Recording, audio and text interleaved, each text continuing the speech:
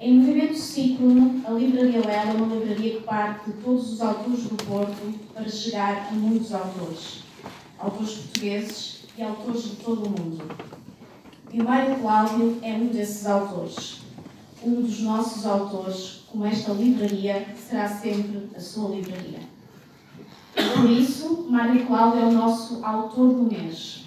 Acompanhando-nos este mês numa viagem intensa pelo seu tão rico e desafiante universo que celebra meio século de dedicação à escrita e à leitura. 50 anos de entrega à literatura é sempre uma obra que merece comemoração. No caso de Mário Cláudio, é uma obra-prima. São mais de 18.000 dias, cada um deles dedicado a algo que é mais do que nobre que a humanidade já inventou. Escrever para si, mas escrever também para cada um de nós que o lemos. 50 anos de vida literária é uma obra-prima que impõe uma bela celebração. Artística, pois claro, pois não há forma de saudar a arte que se escreve do que mostrando-a a quem partilha a arte que se lê. Muito obrigada, Andrea. Muito boa noite a todos. É um grande, enorme prazer poder, a Livraria Lello, poder continuar os festejos da homenagem ao escritor Mário Cláudio. Um grande agradecimento a Mário Cláudio por estar aqui presente hoje. Essa é a nossa casa, mas sobretudo a sua casa, onde imagino tenha passado muitas tardes, longas tardes aqui no meio dos livros. Um grande agradecimento a Maria do Rosário Pedreira, que está aqui numa dupla vertente, diretora editorial do Grupo Lea e escritora, e terá uma conversa com Mário Cláudio na companhia de Jorge Villote, também escritor, amigo e, posso dizer, Jorge, grande agitador cultural da cidade do Porto, desde os anos 70, verdade? É um grande prazer para todos os leitores e amigos de Mário Cláudio que estão aqui presentes, amigos da Livraria Lello. Vejo no público muitos poetas e escritores, vários. Vejo também ensaístas, críticos literários, acadêmicos, artistas, vários, sobretudo sorrisos de leitores felizes para festejar 50 anos de vida literárias na companhia e na presença do escritor Mário Cláudio. Vamos dar já de imediato início à sessão e vamos fazê-lo através da voz do saxofone de João Guimarães.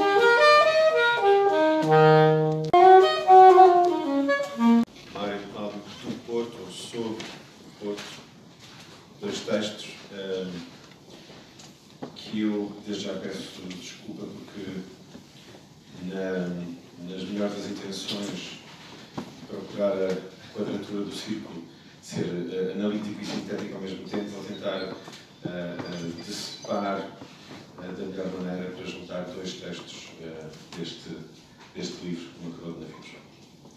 Amanhã e os lugares. O retorno dos profissionais da limpeza noturna, as suas garagens desoladas, é que se recolhem os indícios de que a noite chegaria, afinal, ao termo definitivo. Haverão de despir eles, com um suspiro, as luvas de borracha, e é toda uma desfocada cinematografia de personagens e objetos que, por um minuto, lhes há de passar na tela da retina. Guardaram o decurso desses que não tinham, ao que parece, tarimba a que se encostassem deambulando e deambulando e deambulando, sem princípio e sem fim, pelas alamedas onde, entre espanto e escuridão, as luzes todas se irisaram. E é mais do que isso, é de montículos que a memória lhes fica repleta, agora que começou a manhã de todos os dias. Procurarão refúgio, pois, na casinha da ilha onde moram, que se situa lá para os fundos da cidade, em Alvar ou em São Roque da Lameira, mal recebidos, aí, pela mulher azeda que trabalha na moradia de um engenheiro, onde existem deusas de alabastro e jargões chineses, quadros de pintura, representando senhoras semi-nuas que sustentam um prato de ouro com talhadas de melancia ou uma ânfora trazida da nascente de um oásis qualquer. Atiram-se os lixeiros para cima de seu enxergão, enquanto berregam as 5 crianças que vão despertando e sonham eles depois com um poente de pescaria. Come leitora comum, se, partindo de uma sua citação, Mário Cláudio, se todo romance é uma biografia ou se a biografia é um romance.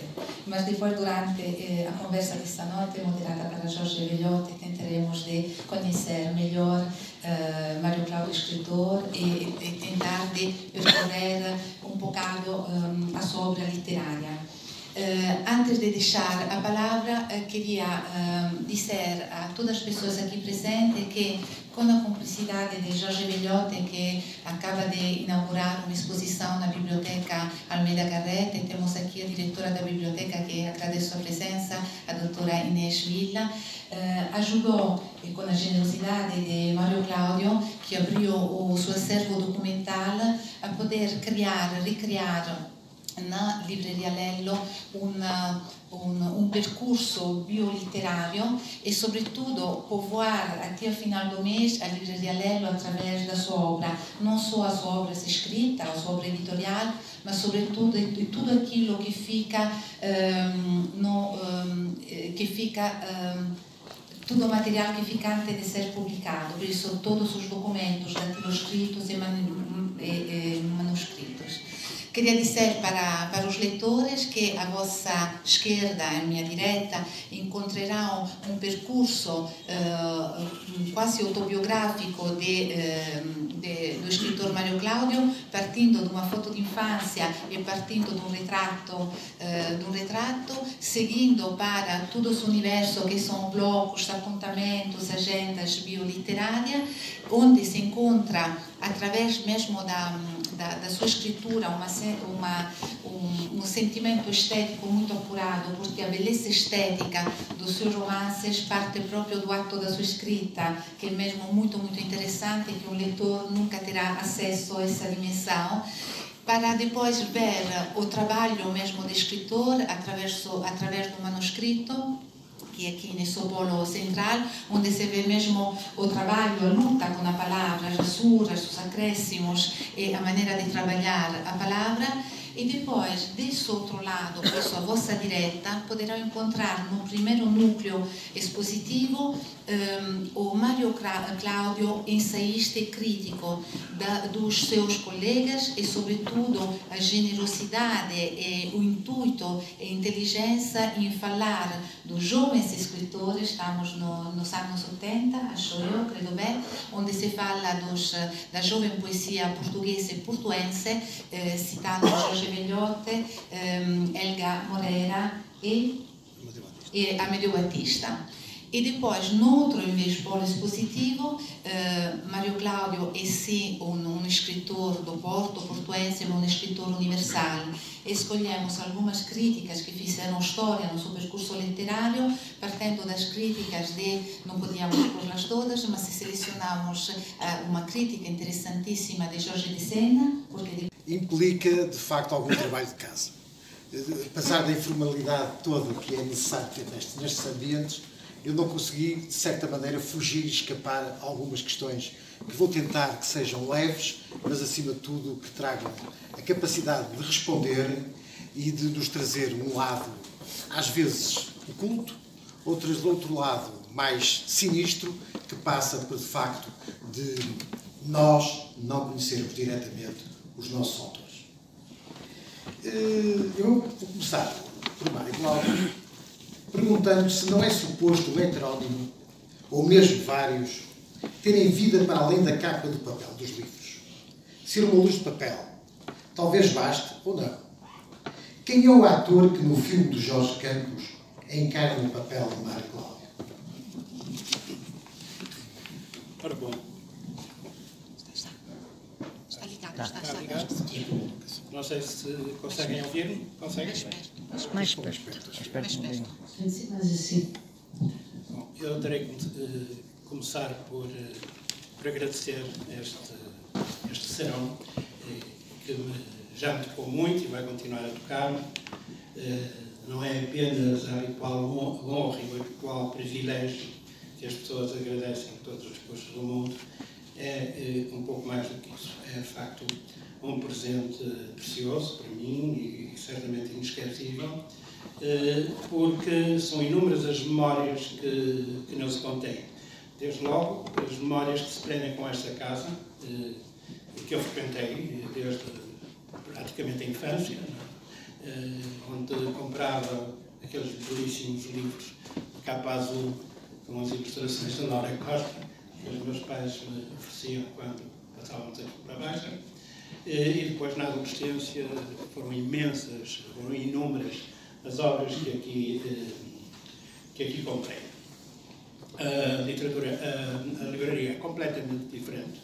Nessa altura, estas estantes não existiam, tanto quanto me lembro, ou não existiam com esta configuração, mas as de cima já existiam a de baixo também, mas tinham acesso e tinham o mesmo design. Já não me lembrava bem disso. Lembro muito bem que havia aqui sempre dois senhores. Havia um senhor muito alto, que me atendia com frequência, cujo nome já não me recordo, que era um homem de facto invulgarmente alto e que vestia uma bata. E era um senhor mais pequenino, que também estava por aqui. Estavam sempre por aqui os dois e eram eles que me atendiam sempre que eu vinha cá. Depois voltei inúmeras vezes para me encontrar com amigos que se reuniam aqui em tertúlia. Estou a lembrar-me, por exemplo, do José Vial Coutinho, do Veiga Leitão, do Chico Gonçalves, do Fernando Guimarães, e com eles tivemos aqui muitas vezes conversas durante bom tempo. Apresentei aqui livros, não só meus, como também de outras pessoas. Participei em mesas redondas e tenho, sobretudo, uma memória que é indesgarrável desta casa, que é a memória de um elemento da família dos fundadores, a minha querida amiga e saudosa amiga, Dalila Pereira da Costa, que era afinal a autora da casa, porque era impossível não vir cá, não depararmos com as obras dela e não sentirmos que era uma presença absolutamente insubstituível, como disse, indesgarrável da livraria. Eu fui muito amigo dela, frequentei a sua casa, trocámos correspondência também. Foi uma pena essa correspondência não aparecer aqui, porque voltava a esta casa. E pronto, essas são, de facto, memórias muito importantes. Queria agradecer aos amigos que organizaram com tanta sensibilidade esta noite, a Maribo Kikio, Serida Rosário Pedreira, ao Jorge Velhote e a todos os outros que estiveram aqui implicados neste trabalho, às pessoas que se encarregaram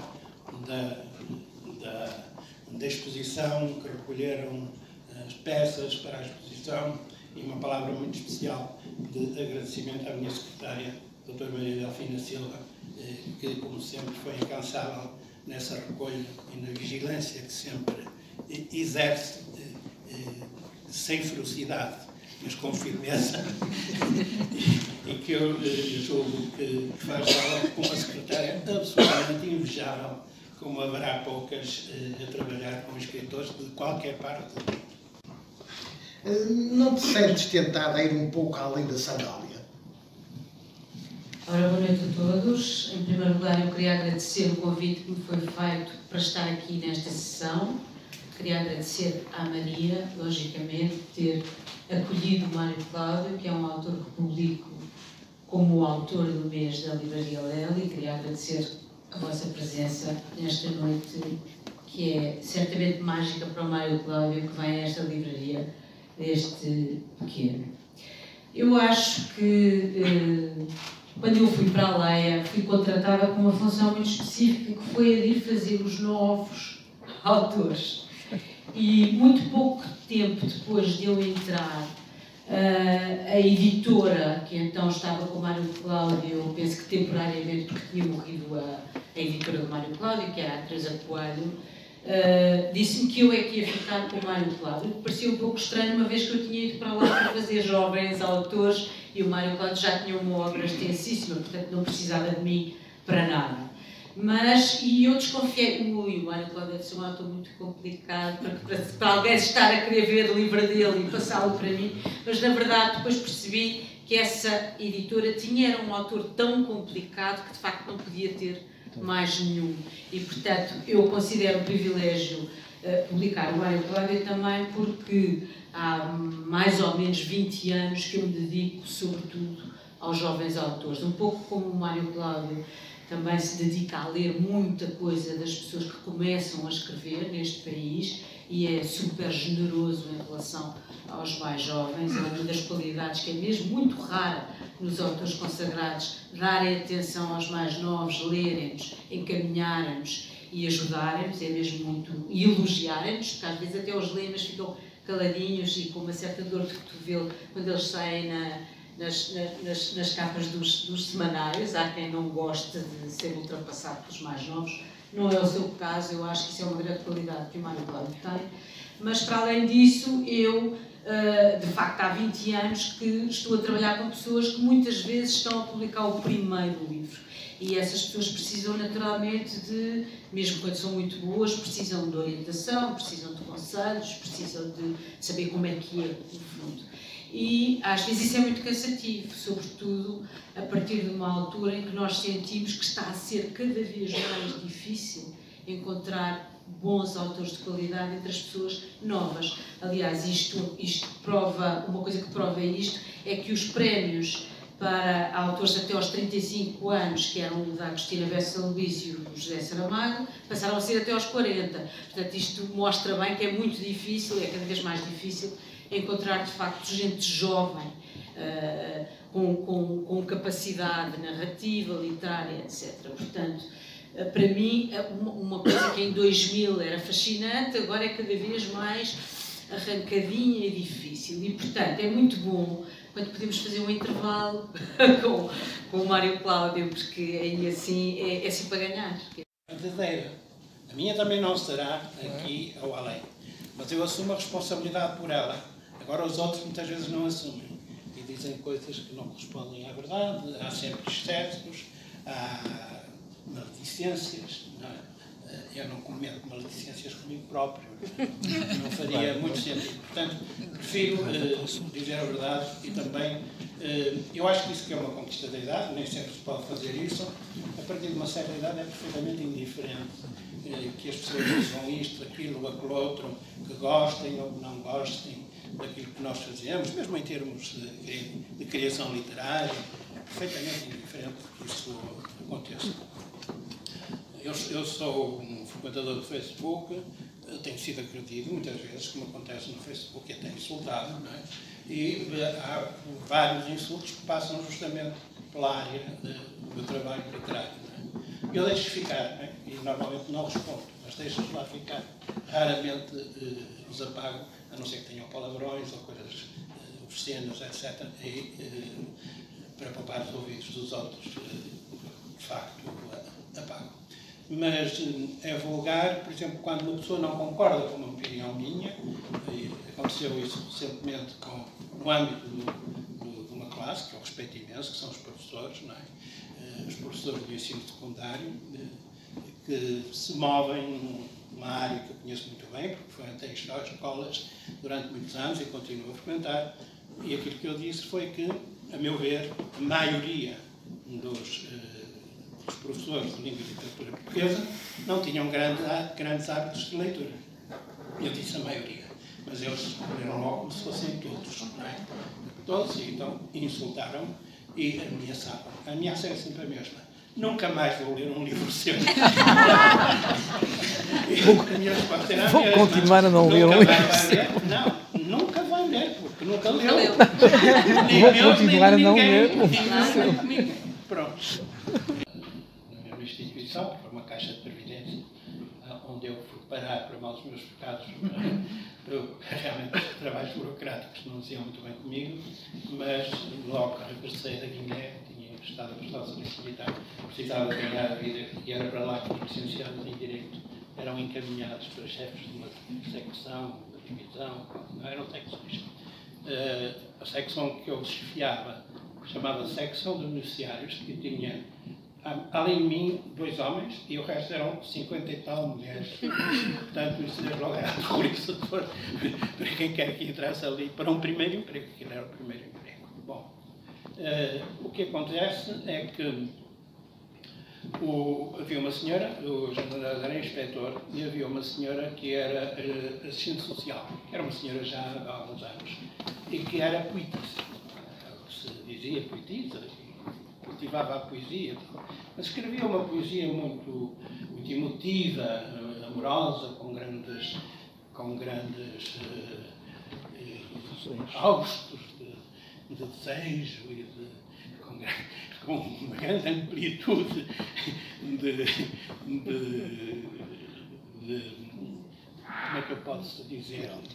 Não é erótica, a palavra não é erótica. Com uma grande amplitude de amor ou de aspirações amorosas. Não é? Era constante e ela colocava sempre num lugar um pouco da derrotada, da frustrada. Porquê é que tu não vens? Porquê é que não voltas? Volta depressa. Não sei o quê, vem comigo. Ela dava conta destes anseios completamente desnorteados nos textos que escrevia. E um dia levou o original ao Eugênio de Andrade para ele ler. E ele leu, e eu estava no gabinete dele, por acaso, na altura em que a senhora foi lá colher o veredicto. E perguntou-lhe, então, Sr. Fontinhas, que era assim que ela era conhecida, era José Fontinhas, o que é que pensa dos meus poemas? O que é que pensa dos meus poemas? Diga-se, presta para alguma coisa? Ele disse assim, minha senhora, posso lhe dizer a verdade? Eu quero a verdade. Quero a verdade. Olha, minha senhora, arranja um homem. A geração anterior, não é? Mas eu frequentava essas casas de fado, etc. E o meu gosto pelo fado tem a ver justamente com isso, com essa época. E as fadistas, que eram quase só mulheres, os homens eram olhados um bocado de lado antes de tocar os fadistas. Sim, eram demasiado, como é que eu posso dizer, rascas para serem levados em minha conta, não é? Era muito Fernando Farinha, não é? Maurício, Manuel de Almeida, não é? E todos eles, de facto, tinham ares de, tem que se ter a palavra, pareciam proxenetas, não é? Tinham ares de proxenetas, não é? Era isso que eles pareciam, e eles, o Faia é isso, no fundo, é um homem que vive à custa de uma mulher, não é? E era assim que eles estavam presentes. Mas as fadistas, as mulheres, aquelas que eu admirava muito, não é? E começam a aparecer precisamente nessa altura, não eram de Lisboa. Por exemplo, a Beatriz da Conceição era daqui do Porto. A Maria da Fé era do Porto. A Amália era da Beira. A Amália Rebordão Navarro. Era prima do escritor António Rebordão Navarro. Portanto, eram de famílias que desaguavam em Lisboa, não é? Famílias de pobres, que emigravam para a capital, depois estavam andando a vender laranjas, outras andaram a fazer outras coisas quaisquer. A escritora da Conceição fugiu de casa, zangou-se com os pais, fugiu de casa, depois alguém levou uma casa de fados, tinha uma boa avócia, e a menina já nunca mais volta para o Porto, fica aqui, e ficou. Portanto, havia essas situações. Mas a linha fronteiriça entre a fadista e a prostituta era muito técnica. Era muito técnica. A Amália que deu realmente um estatuto para além disso, não é? Porque era muito técnico, era quase a mesma coisa. E outros mesmos. Eu costumo citar muitas vezes, dar outro dia citei na arte, o caso do Vitorino Mésio.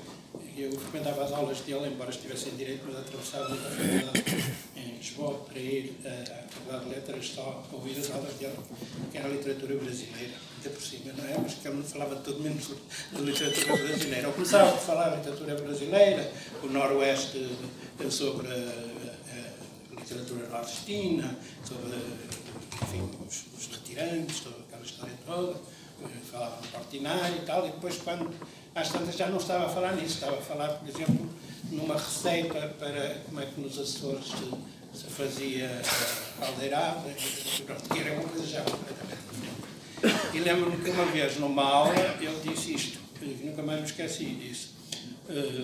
Os poetas não têm que ser necessariamente esquizofrénicos, mas se tiverem um grau de esquizofrenia, isso só lhes faz bem. Portanto, é aí também que isso se encaixa, não é? Portanto, eu tenho esse grau, talvez, esse grau de esquizofrenia, não é? Que ainda não me levou propriamente ao manicômio, não é? Ainda estamos a tempo. Mas tomas pastilhas. Ainda estamos a tempo. Mas tenho isso, que eu tenho isso. Eu muitas vezes vejo coisas que ninguém vê, não é? Pronto, ninguém vê. Sinto coisas que ninguém sente. Sinto coisas que ninguém pressente. Pronto. Acho que não vale a pena dizer mais. Eu vou fazer uma pergunta direta à Maria do Rosário, que me apetece mesmo fazer. Como leitora de Mário Cláudio, como é óbvio. E encontras o enciclopédico que ele é, como é óbvio, que arrasta para os mãos todas as outras artes, não há dúvidas disso, presumo que sim. E cruzas-te com o perfeccionista obsessivo, também não acredito que sim. Mas a minha curiosidade é outra. O que discutes com o Manuel Alberto Valente, teu marido, e da concorrência? O Mário Cláudio é o assunto não faz muito sentido essa pergunta. Mas primeiro eu queria dizer que uma das coisas que mais me fascina na obra do Mário Cláudio é o número 3. É uma coisa que eu acho que há pessoas que às vezes não dão por isso. E uma vez, por exemplo, que estive numa sessão de homenagem ao Mário Cláudio, um jovem, ainda jovem professor, ele falou de tudo o que é possível na obra do Mário Cláudio e não falou desse 3, que eu acho que é genial, porque todas as obras do Mário Cláudio são divididas em 3 partes, cada parte tem 3 capítulos, cada capítulo tem 3. Está tudo feito com base neste número 3 e eu, como adoro o número 3, foi logo uma coisa que eu fui muito, muito sensível. Em relação à minha profissão, ela já me ocupa o dia todo, portanto eu à noite não falo muito dela, porque senão não havia lugar para outra coisa, não é? Aqui, sim. Eu conheci o Manuel muito antes. Muito antes. Muito antes, na adolescência. Mas o Manel já me tem sido... Já me tem sido muito útil quando nós queremos, por exemplo, reeditar livros do Mário Cláudio que estão esgotados há muito tempo e que na transferência destas editoras todas que foram compradas pelo Grupo Leia para a sede da Leia desapareceram, foram alienados ou queimados ou guilhotinados e muitos exemplares desapareceram e muitas vezes é preciso, de facto, recuperar exemplares das edições antigas e quase todos têm o Manuel Alberto, que dá muito jeito de ter um marido que já trabalha na editora que foi do Mário Cláudio. Ele foi meu editor. Ele também foi meu editor. E era uma figura muito respeitada e, sobretudo, muito celebrada em Coimbra como ator. Do Citário. Foi ator do Citário. Lembro-me dele. Agora passa para aqui o seu. Espera aí, tenho que dizer isto. E lembro-me que tu eras uma das figuras centrais das bodas de sangue. Infelizmente. Infelizmente. Não sei porque é que tu dizes infelizmente. As bodas de sangue têm um triângulo amoroso. Há uma mulher que vai casar, que é casada. E eu era o noivo. E ele era o noivo. Mas depois encontra outro e apaixona-se pelo outro. Quem fazia quem era a noiva era a Luísa Feijó, que era uma mulher muito bonita, não é? E quem fazia o traído era ele. Ele era, por isso que tu dizes que infelizmente foste traído, não é? Se fosse o galã mesmo a sério, já não dirias isso. Mas sabes que já agora, a propósito da... Já nem me lembro quem era ele. Era o Francisco Cachapuz. Não me recordo nada. A propósito da Luísa Feijó, que era loira, fazer essa personagem do Lorca, o Miguel Torga, que era um grande admirador de tudo que fosse Citác. Porque em Coimbra havia dois grupos universitários, o SITAC e o teu, que era dirigido pelo Quintela, e o Torga não ia muito à bola com o Quintela. E, portanto, por tabela, o SITAC que era bom para ele, não é? E havia sempre os espetáculos e gostava muito. Mas quando foi dessa encenação do Carlos Avilés, perguntaram ao Torga o que é que eu tinha achado. Ele disse: sim, gostei, mas não percebo o que é que faz numa peça do Lorca aquela sueca em férias. 50 anos. Não me adianta nada. Vou continuar a ser até ao fim. Não me adianta absolutamente nada. Vou continuar a ser até ao fim. E toda a gente que está aqui é do Porto, não é? É do Porto. São esses fadários que as pessoas arrastam ao longo da vida. Às vezes tem a ver com o lugar onde nasce, outras vezes tem a ver com os laços familiares. Eu conheço duas pessoas, que são meus amigos, que estimo muito, e que têm tido toda a vida penalizada por isto. Uma é a Mónica Baldac, que quando alguém a apresenta diz que é a filha da Agostina Bessão. E outra é Manuel Casimiro. Toda a gente diz que é filho do Manuel Oliveira. E, portanto, eles já estão à espera que isto venha logo a seguir às apresentações, que é um peso, daqueles pesos dos cativos, que traziam na perna, não é? Agarrado ao pé, tem que arrastar. Enfim. Você é uma coitada de Lisboeta. Deixa-me dizer uma Meio do Rosário, passa-lhe. Eu, por acaso, hoje não estou de acordo contigo. Isso era verdade, eu sou do Porto também.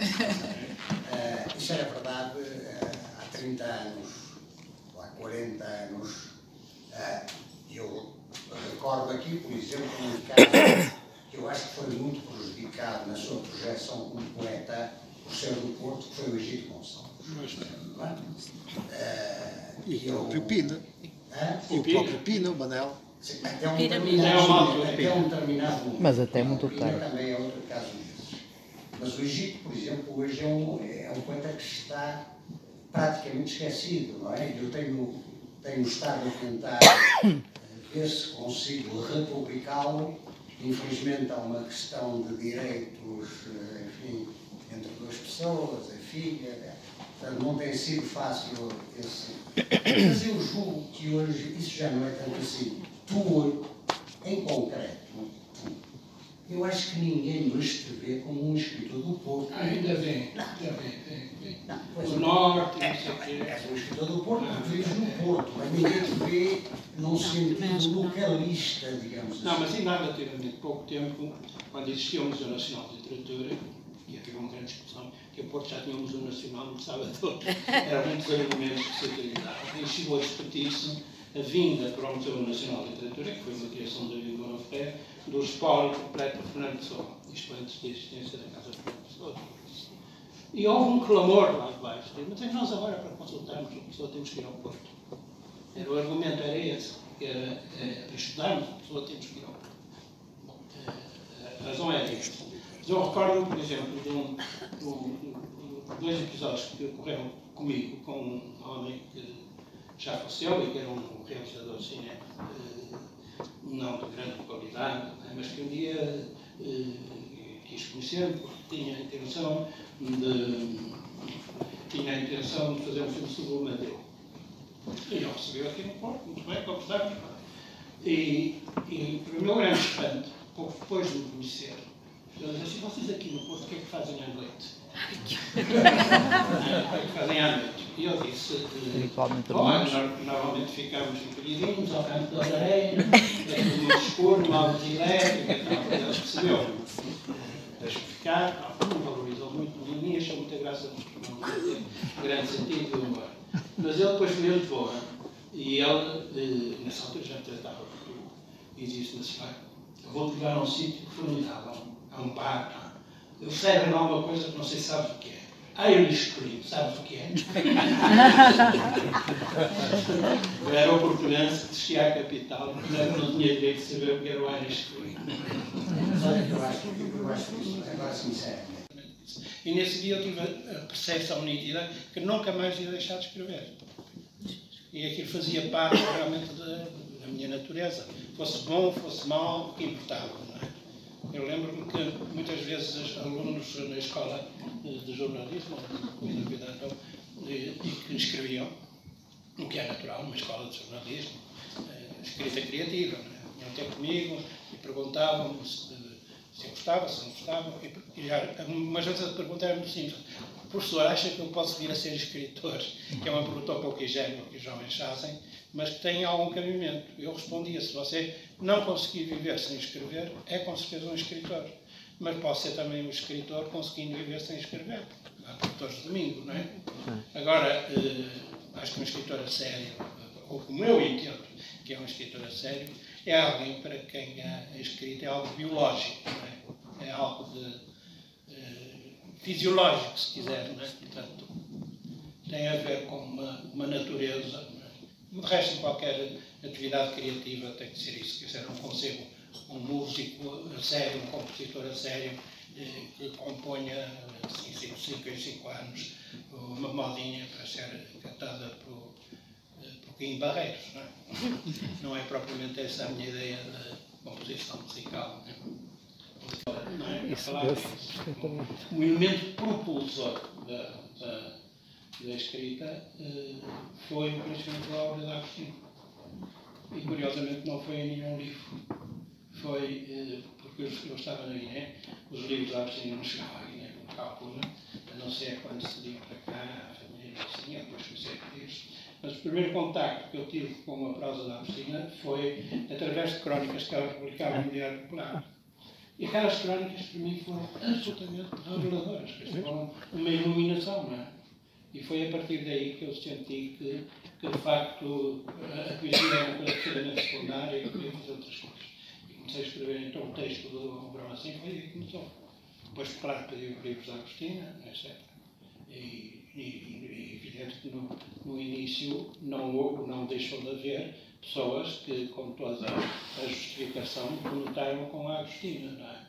E isso eu não tomava isso como uma afronta ou como, digamos, qualquer coisa de limitativo, porque também não se entendia a Agostina sem o Camilo, nem sem o Aquilino, nem sem o Tomás de Figueiredo, não é?